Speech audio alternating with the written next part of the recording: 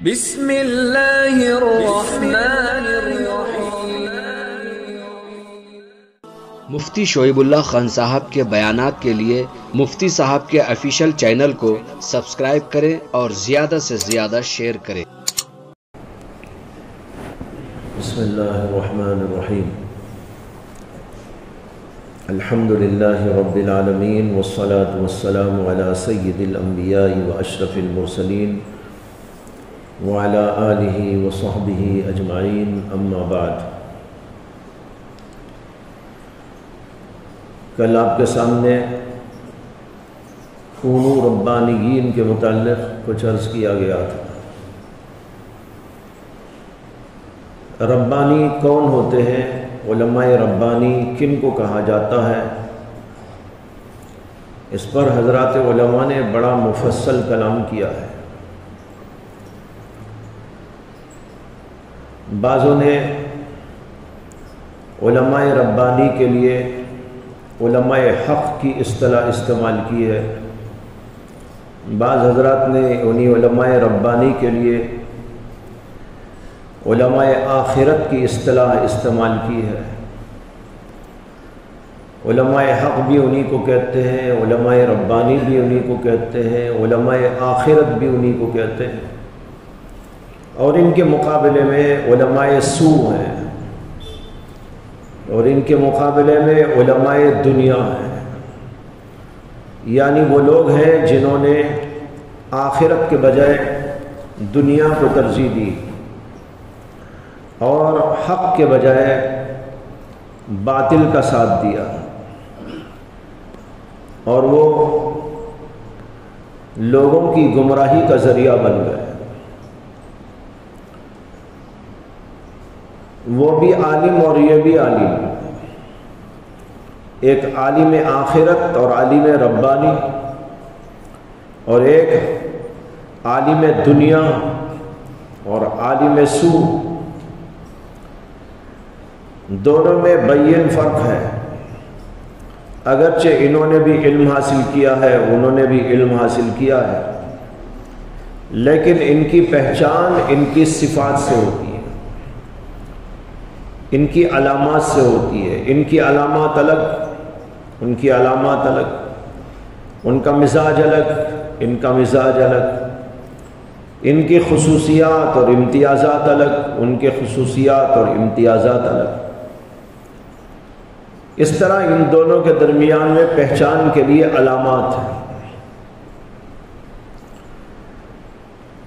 قرآن پاک کی جو آیت کل آپ کے سامنے عرض کی گئی تھی، کونوا ربانیین، اس کے بارے میں بتایا تھا کہ حضرت سیدنا عبداللہ بن عباس رضی اللہ عنہ نے اس کی تفسیر کے اندر 3 لفظ استعمال کیے۔ انہوں نے فرمایا کہ ربانی بننے کا مطلب یہ ہے کونوا علماء فقہا حکما،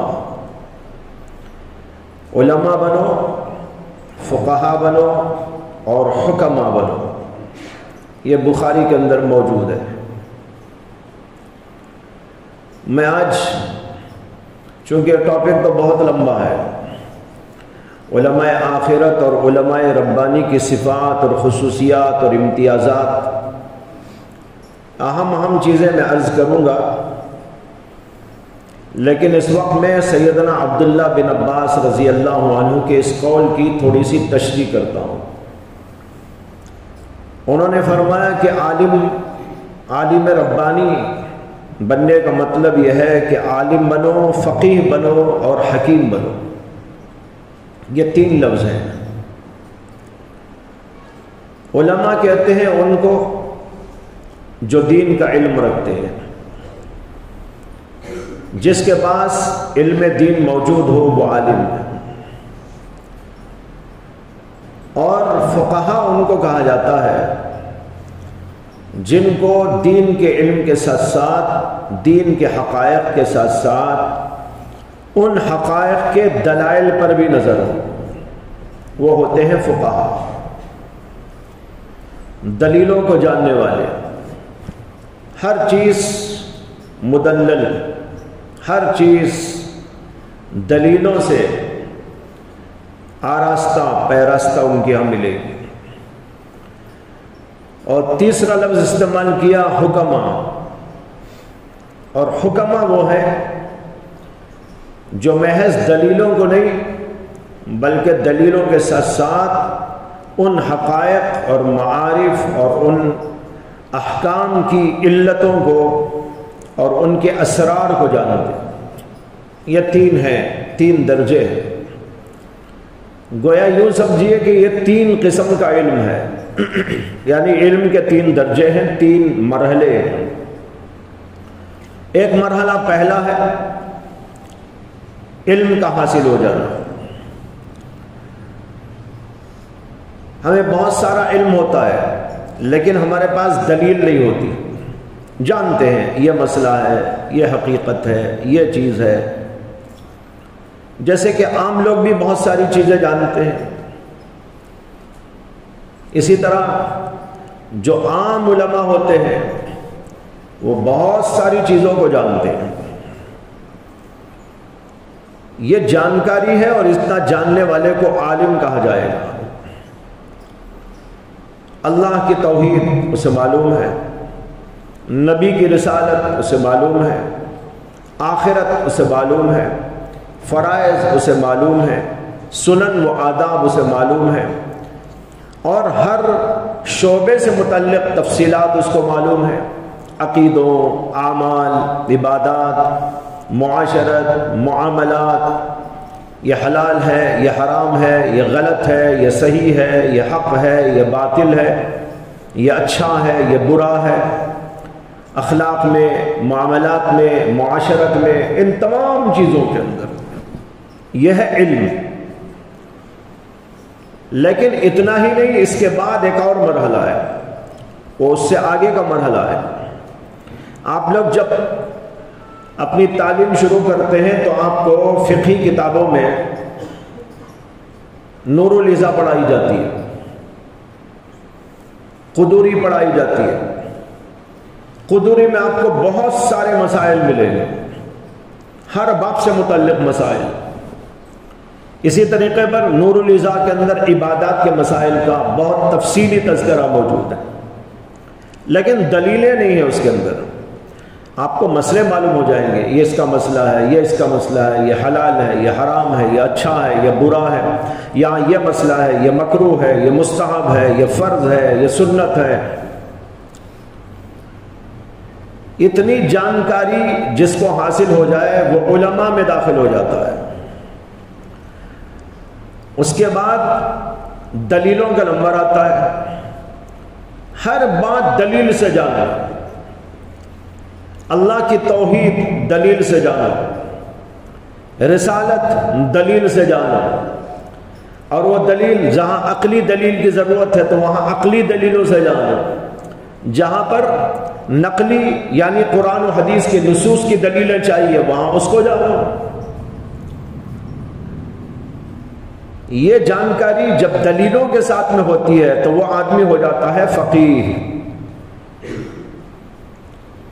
اگر دلیل کے بغیر جانتا ہے تو یہ عالم ہے، اور ہر چیز کی دلیل بھی جانتا ہے تو وہ کیا ہو جائے گا؟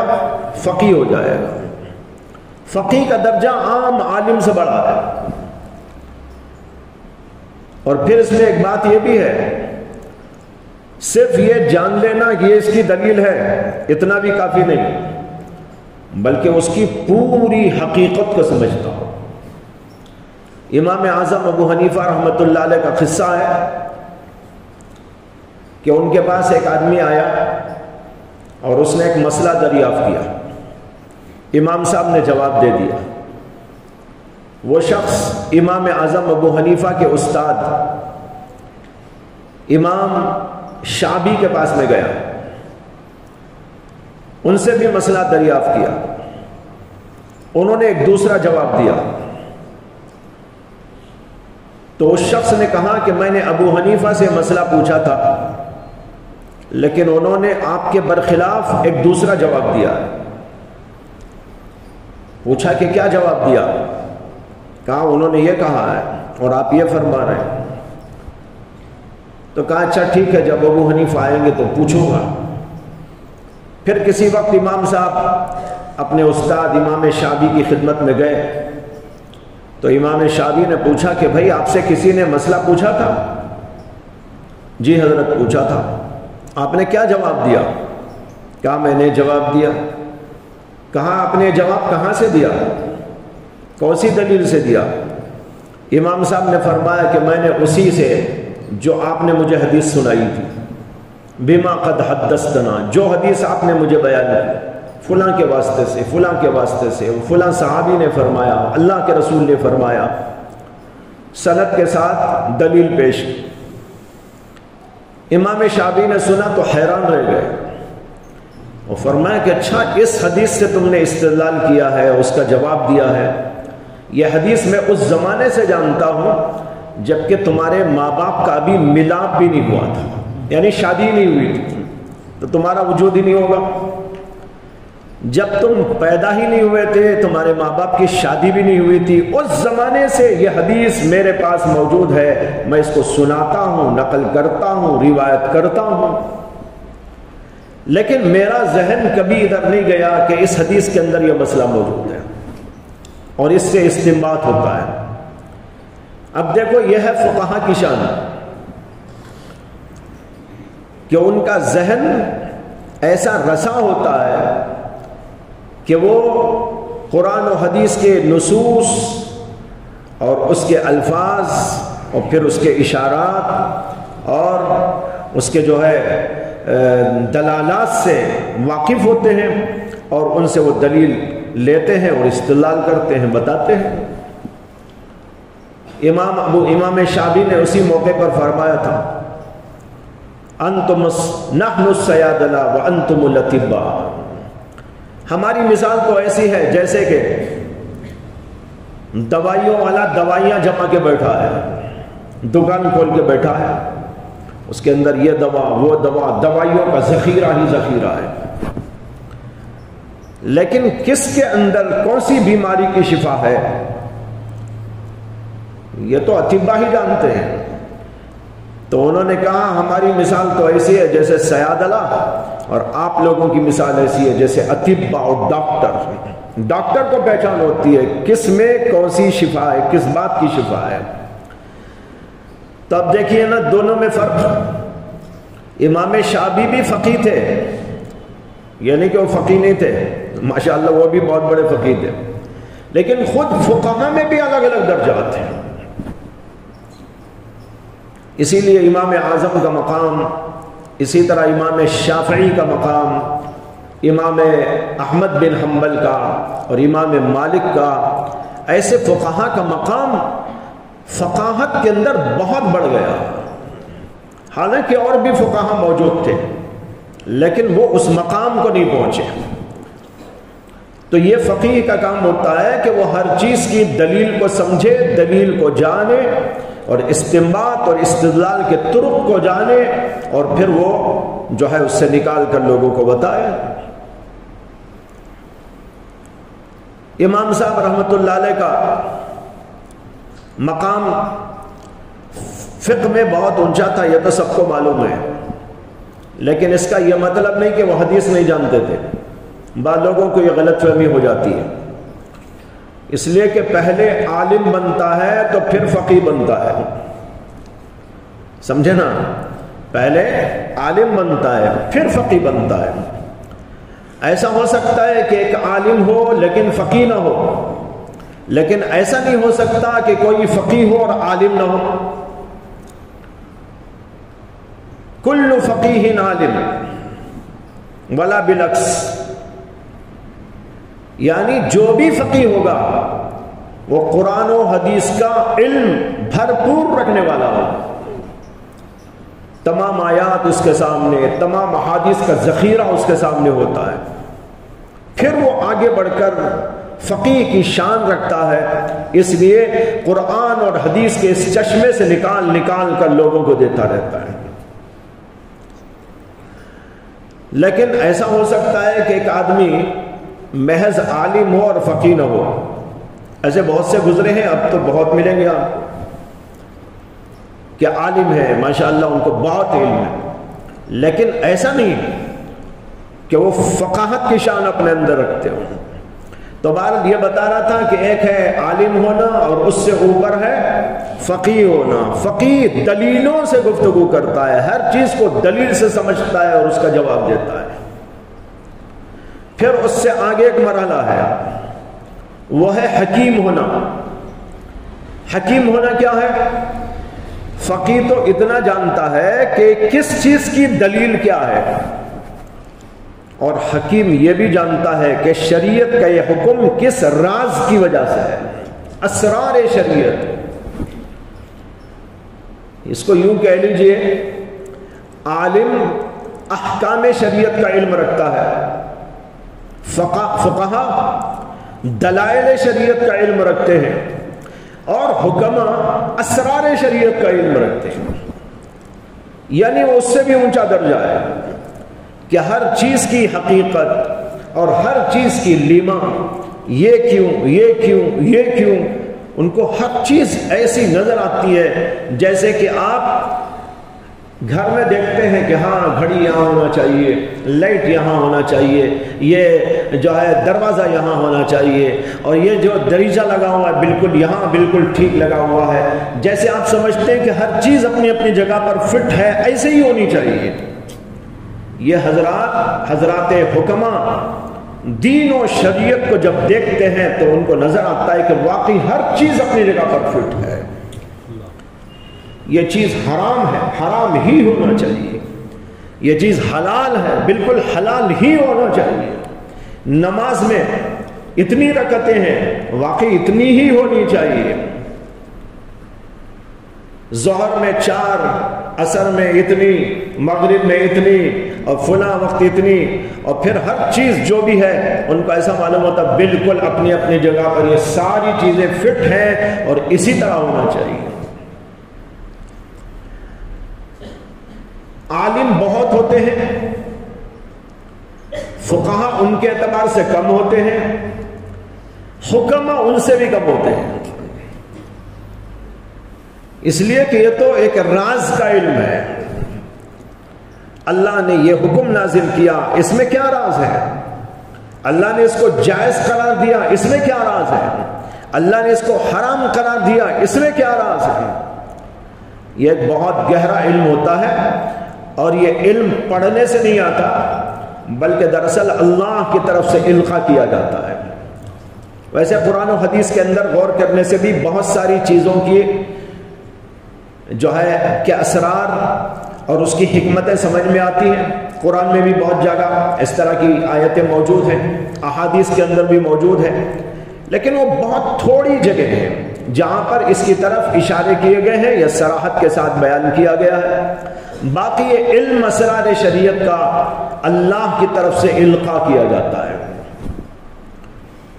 علامہ ابن تیمیہ رحمۃ اللہ علیہ اس کے اندر بہت مائع ناز، قابلیت اور امتیاز رکھتے تھے۔ اس کے بعد علامہ ابن القیم رحمۃ اللہ علیہ اس سلسلے میں بہت نامور گزرے ہیں، اور ہمارے ہندوستان کے اندر حضرت شاہ ولی اللہ محدث دہلوی رحمۃ اللہ علیہ، ان کا اس سلسلے میں بڑا نام، انہوں نے حجت اللہ البالغہ اسی فن پہ لکھی ہے۔ اسی طرح اس کے بعد حضرت مولانا قاسم نانوتوی رحمۃ اللہ علیہ، انہوں نے اسرار شریعت پر بڑی گہری نگاہ رکھی اور بہت کچھ اس سلسلے میں انہوں نے لکھا، ان کی کتابیں موجود ہیں۔ اسی طرح حضرت مولانا حکیم الامت اشرف علی تھانوی رحمۃ اللہ علیہ، انہوں نے بھی اس سلسلے میں بہت کام کیا ہے، ان کی بھی کتابیں موجود ہیں۔ تو یہ اسرار شریعت کا علم رکھنے والے جو لوگ ہوتے ہیں ان کو حکماء کہتے ہیں۔ تو اب اس جملے کا مطلب یہ ہوا جو سیدنا عبداللہ بن عباس رضی اللہ عنہ نے فرمایا، عالم بنو، فقیہ بنو، حکیم بنو، یعنی ربانی بننے کا مطلب ہے کہ تمہارے اندر یہ تین صفتیں آ جائیں، علم کی صفت اور فقاہت کی صفت اور حکمت ربانی جس کو کہتے ہیں یہ آ جائے، جس کے اندر یہ تینوں صفات جمع ہو جاتی ہیں، ابن عباس رضی اللہ عنہ کے مطابق وہ عالم ربانی کہلاتا ہے۔ ایک اور بات اس سلسلے میں عرض کر دوں، یا تو ان کے قول کی تشریح میں نے کر دی، اس کے بعد ایک بات یہ ہے کہ انہوں نے کہا عالم ربانی بنو کا مطلب یہ ہے کہ عالم بنو، فقیہ بنو اور حکیم بنو۔ ان میں سے دو کام، یعنی عالم بننا اور فقیہ بننا، یہ کتابوں سے آتا ہے، اور حکیم بننا یہ کتابوں سے نہیں آتا، یہ تعلق مع اللہ کی وجہ سے آتا ہے۔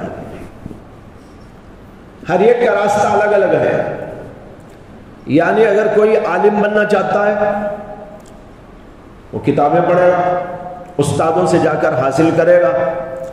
اسی طرح فقیہ بننا چاہتا ہے، دلیلوں کی کتابیں موجود ہیں، فقہا کی کتابیں موجود ہیں، ان کے ذریعے استادوں کی سرپرستی میں، استادوں کی رہنمائی میں ان چیزوں کو پڑھے گا تو وہ علم آ جائے گا۔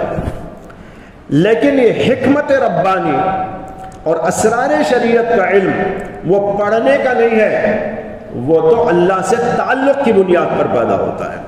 لہذا حضرت سیدنا عبداللہ بن عباس کے اس جملے کا مطلب یہ ہوا عالم بنو، استادوں کے ذریعے کتابیں پڑھ کر، فقیہ بنو، عالموں کے ذریعے کتابیں پڑھ کر، اور حکیم بنو، اللہ سے تعلق پیدا کر کر۔ تین چیزیں ہیں نا، تو تین چیزوں کے راستے بھی الگ الگ ہیں۔ نور العزا پڑھنے سے آپ عالم بنیں گے، ہدایہ پڑھنے سے فقیہ بنیں گے، یہاں کے قصہ ختم ہو گیا۔ اب اس کے بعد عمل، تقوی، طہارت، اللہ سے تعلق، اللہ تبارک و تعالیٰ کی اطاعت، بندگی، ذکر، فکر، قلب کی بیداری، دماغ کی بیداری، اس طریقے پر اللہ سے جتنا لگاؤ پیدا ہوتا چلا جائے گا اور اللہ سے تعلق جس قدر مضبوط سے مضبوط ہوتا چلا جائے گا، اسی قدر اس کے اوپر شریعت کے اسرار نازل ہونا شروع ہو جائے گا۔ حضرت مولانا رشید احمد گنگوہی رحمۃ اللہ علیہ جب حاجی صاحب رحمۃ اللہ علیہ کے پاس گئے تھے اور بیعت ہوئے اور پھر اس کے بعد 40 دن قیام کیا، میں نے ایک بار اس کا قصہ آپ کو سنایا تھا۔ اس کے بعد جب واپس چلے گئے تو بہت دنوں تک انہوں نے کوئی خط نہیں لکھا۔ حضرت حاجی صاحب رحمۃ اللہ علیہ نے کسی کے ہاتھ سے خط بھیجا کہ بھائی آپ کے حالات ہی نہیں معلوم ہوئے، تو پھر انہوں نے اس کا جواب دیا۔ وہ جواب چھپا ہوا موجود ہے، ان کی سوانح حیات کے اندر بھی لکھا ہوا ہے، اور جگہ بھی وہ خط ان کا موجود ہے۔ اس کے اندر جو جواب دیا مختلف باتوں کے ساتھ انہوں نے یہ لکھا۔ پہلے تو یہ بات لکھی کہ حضرت میرا کوئی حال ہی نہ تھا تو کیا لکھتا، بے حال آدمی اپنا حال کیا بتایا، اسے میں نے خط نہیں لکھا۔ پھر کہا کہ آپ کی برکت سے اس وقت میرا حال یوں ہے کہ مادح کی مداح اور زام کی مذمت سے میرے دل پر کوئی اثر نہیں ہوتا۔ کوئی تعریف کرے یا کوئی مذمت، میرے دل پر اس کا کوئی اثر نہیں ہوتا۔ دوسری بات انہوں نے فرمائی کہ آپ کی برکت سے اس وقت میرا حال یہ ہے کہ شریعت کے کسی بھی جز کے اندر کہیں مجھے کوئی شک و شبہ نہیں۔ سمجھ میں آیا؟ اب دیکھو یہ میں نے کہا نا شروع میں، ہر چیز اسے ایسا نظر آتی ہے بالکل فٹ، ہاں یہ یہاں ہونا چاہیے، یہ یہاں ہونا چاہیے، یہ یہاں ہونا چاہیے۔ آپ کرتا بناتے ہیں، ٹیلر صاحب نے ٹھیک بنایا تو آپ کے جسم پر ٹھیک بڑھ جائے گا، ہاں یہ آستین بالکل ٹھیک ہے، ایسی ہی ہونی چاہیے، اتنی ہی ہونی چاہیے۔ تو جیسے آپ کے جسم پر آپ کا کرتا فٹ بیٹھ جاتا ہے، اسی طریقے پر یہ حضرات احکام شریعت کو دیکھتے ہیں تو سمجھتے ہیں اللہ نے یہ لباس انسانیت کے لیے اتارا تو بالکل فٹ ہے، اسی طرح ہونا چاہیے، کہیں کوئی کمی نہیں، کہیں کوئی کجی نہیں، کہیں کوئی عیب نہیں، کہیں کوئی ایسی چیز نہیں جو انگلی رکھنے کے قابل ہو جائے۔ یہ ان کو نظر آتا ہے۔ یہی وہ بات ہے جو حضرت نے فرمائی۔ ظاہر بات ہے مولانا رشید احمد گنگوہی بہت بڑے عالم تھے، لیکن ان کو اس وقت یہ چیز حاصل نہیں ہوئی۔ اس وقت حاصل ہوئی جب حاجی صاحب سے بیعت ہونے کے بعد اصلاح کا عمل جاری ہوا، اور پھر وہاں سے وہ چلے گئے تھے خلافت لے کر اپنے ہاں گئے، تو اس کے بعد یہ اسرار کا علم ان کے اوپر کھلا، اور انہوں نے کہا کہ مجھے کہیں شریعت کے اندر کہیں بھی اشکال نہیں، کوئی شک نہیں، یہ مقام ملتا ہے۔ تو بھائی یہ تین چیزیں ہیں، تینوں کے راستے الگ الگ ہیں۔ علم حاصل کرنے کے لیے بہت سی کتابیں ہیں، عوام بھی حاصل کرتے ہیں، یہ نماز کا علم، روزے کا علم، اس کا علم، اس کا علم، اور جو ذرا زیادہ پڑھ لیتا ہے تو وہ عالم کہلاتا ہے۔ لیکن اس کے بعد دلیلوں کو جاننا، اس کے لیے اور دوسری کتابیں پڑھنے کی ضرورت ہے، اور پھر اس کے بعد یہ اسرار کا علم، اس کا راستہ ہے تقویٰ، طہارت، تعلق مع اللہ اور اطاعت و بندگی، عبادت، یہ چیزیں ہیں۔ جتنا اس میں جو آگے بڑھتا ہے اس کے اوپر شریعت کے اسرار کا علم کھلتا چلا جاتا ہے۔ اللہ تعالی ہم سب کو اچھی سمجھ عطا فرمائے، جو باتیں کہی جا رہی ہیں ان کو ٹھیک طور پر سمجھنے اور عمل کی توفیق عطا فرمائے۔